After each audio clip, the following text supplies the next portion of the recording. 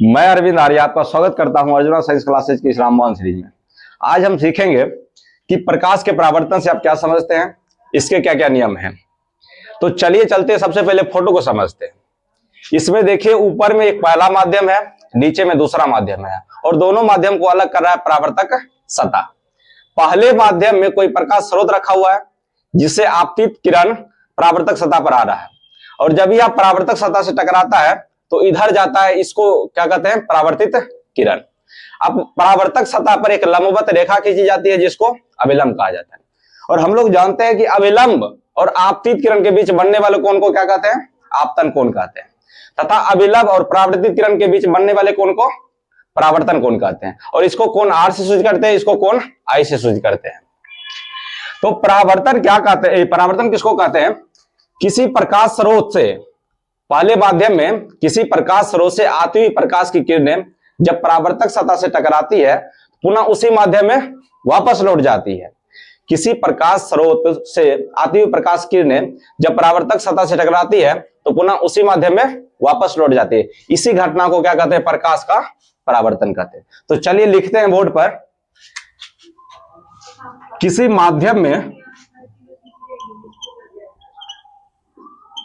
माध्यम में स्थित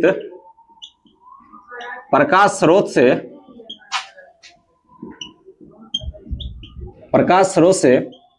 आती हुई प्रकाश की किरणें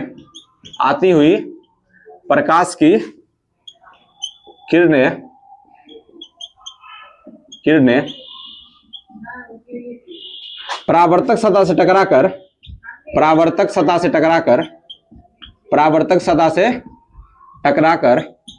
पुनः उसी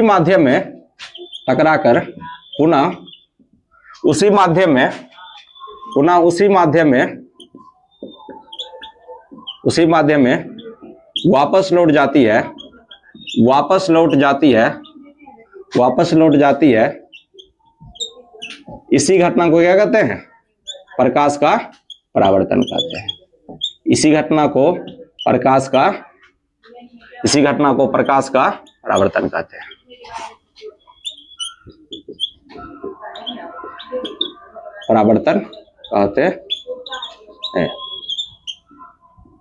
मतलब पहला माध्यम में प्रकाश स्रोत स्थित रहेगा और उधरे से प्रकाश आएगा, परावर्तक सतह से टकराएगा, फिर उधरे चल जाएगा। यह घटना कथी कहलाएगा, प्रकाश का परावर्तन कहलाएगा। और हम लोग जानते हैं कि प्रकाश परावर्तन कितना नियम होता है, 2 नियम होता है। और चलिए अब दोनों नियम को समझते हैं। तो चलिए जानते हैं अब परावर्तन के नियम। परावर्तन के 2 नियम होते हैं। पहला नियम है कि आपतित किरण और परावर्तित किरण तथा आपतन बिंदु, इसको कौन सा बिंदु कहेंगे, आपतन बिंदु। कौन बिंदु कहेंगे, आपतन बिंदु। यानी आपतित किरण, परावर्तित किरण तथा आपतन बिंदु पर डाला गया विलंब तीनों कौन तल में होगा, एक ही तल में होगा। समझे बात?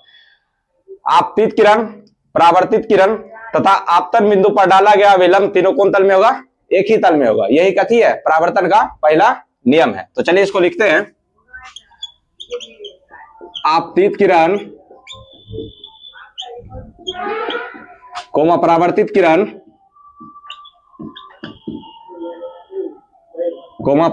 किरण तथा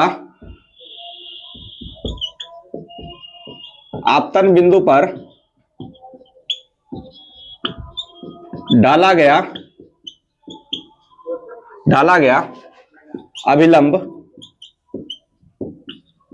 डाला गया विलंब तीनों एक ही तल में होता है।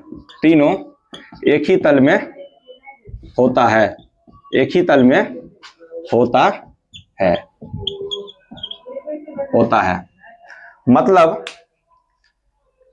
ये जो तल है इसी में आपतित किरण भी होगा, परावर्तित किरण भी होगा और अभिलंब भी होगा।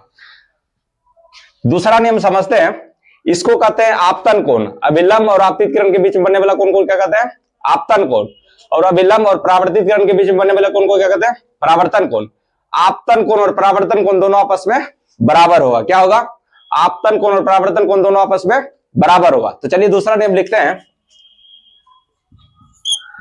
आपतन कोण, आपतन कोण, इसको कोण आई से सूचित करेंगे।